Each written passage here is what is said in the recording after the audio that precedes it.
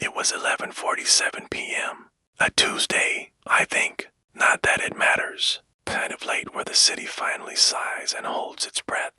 I was walking home, my usual route, cutting through the older part of town where the streetlights are more suggestion than illumination. They flickered, buzzing like dying insects, casting long, dancing shadows that played tricks on your eyes. A cold wind snaked its way down the collar of my jacket, a sharp, unwelcome guest. The road was empty, just a ribbon of cracked asphalt under a starless sky. My footsteps echoed, the only sound in the world.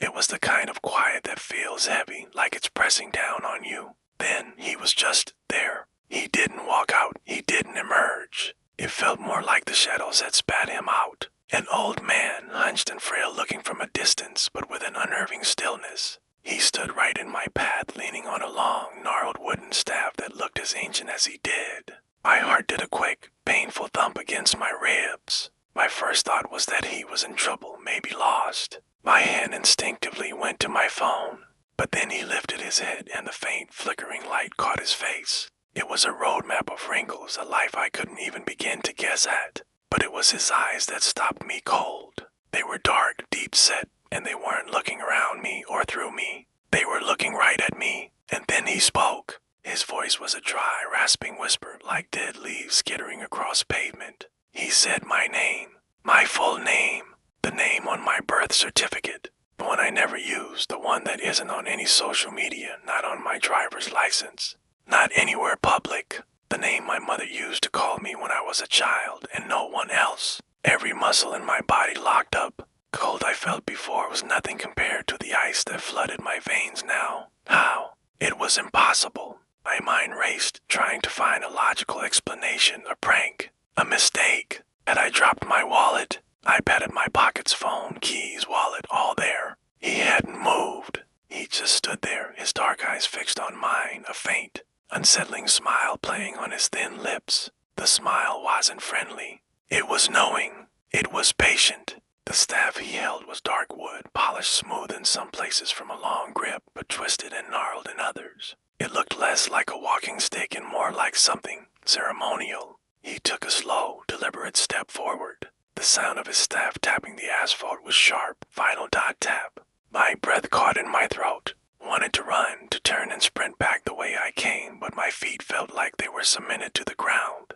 It was like being in a nightmare, the kind where you scream but no sound comes out. He raised his head a little higher and his eyes, they changed. Right in front of me, the dark pupils and irises bled away, dissolving into a milky, opaque white. They glowed with a faint, internal light, like the pale moons rising in the sockets of his skull. The sight was so wrong, so unnatural, it made my stomach lurch. And then he spoke again, his voice no longer a whisper but a resonant, hollow sound that seemed to come from everywhere at once. I've been waiting for you. Those 5 words broke the spell of my paralysis, but not in the way I'd hoped. The world around me went silent.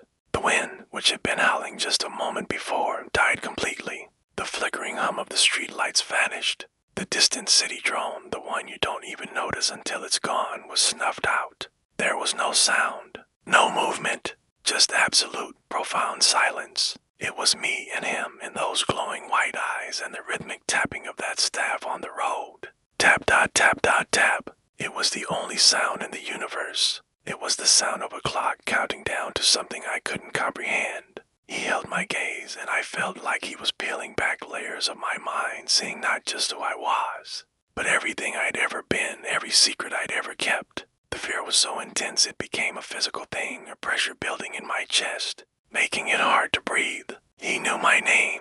He'd been waiting for me, and his eyes were not human. My mind was screaming, a frantic, looping reel of panic. Who are you? What do you want? How do you know me? But my mouth wouldn't work. I couldn't form a single word. He tilted his head, that same knowing, patient expression on his wrinkled face. He seemed to be enjoying my terror. He raised the staff slightly, and for a terrifying second I thought he was going to strike me with it. But he didn't. He just held it there. The silence stretched, becoming heavier and more suffocating with every passing second. I finally managed to do something. I blinked. It was just a single, involuntary reflex, my eyes stinging from the wind and the fear. It couldn't have taken more than a fraction of a second, but in that fraction of a second he was gone, vanished. Not run away, not hidden in the shadows. One moment he was there, a solid, terrifying presence 3 meters in front of me, and the next, there was just empty space. The air where he had been standing shimmered for a moment like heat rising from asphalt,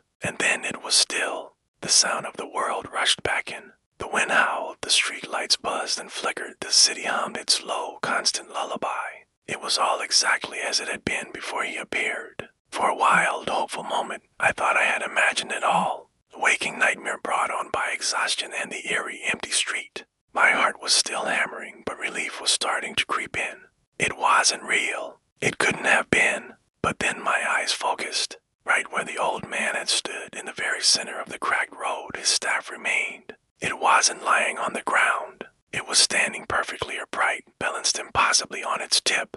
There was no wind touching it. It stood there, a dark, twisted finger pointing at the sky, completely motionless, defying gravity, defying logic. I stared at it, my mind refusing to process what I was seeing. The relief evaporated, replaced by a dread so deep it felt like it was hollowing me out from the inside. I didn't dare get closer. I didn't know what it was, but I knew it wasn't just a piece of wood. It was a marker, a sign, a remnant of something that should not exist in my world. I fumbled for my phone again, my hand shaking so badly I almost dropped it. I had to take a picture. I had to have proof that I wasn't going insane. I pointed the camera at the staff, my thumb hovering over the button. But as I looked at the screen, the image wavered. The staff seemed to warp and twist, the digital image unable to properly capture it. On the screen, for just a split second, I saw a face in the gnarled wood. It was the old man's face, his eyes glowing white, his mouth open in a silent scream. I yelped and dropped the phone. It clattered onto the pavement, the screen protector cracking. I didn't care. I scrambled back, stumbling over my own feet. I couldn't take my eyes off the staff. It just stood there, silent, waiting, like him. What did he mean? He'd been waiting for me. Waiting for what? And what was this staff? A key, a weapon, an invitation? My mind was a maelstrom of unanswerable questions. All I knew was that I had to get away from it. I finally found my legs. I turned and I ran. I didn't look back. Just ran, my lungs burning, my feet pounding the pavement, the sound of my own ragged breaths filling my ears. I ran until the flickering streetlights of the old town were far behind me, until I was back in the well-lit, familiar streets of my own neighborhood. I burst through my apartment door, slammed it shut, and threw every lock I had. I leaned against the door, gasping for air, my body trembling uncontrollably. I'm safe, I told myself. I'm home. But I didn't feel safe. I felt watched. Went through my apartment, checking every window, every closet, looking under the bed like a frightened child. The silence of my own home now felt as menacing as the silence on that street. I sat there all night, with all the lights on, jumping at every creak and groan of the old building. I never went to sleep. How could I? Every time I closed my eyes, I saw him. His wrinkled face, his glowing white eyes. And I heard his voice echoing in my mind.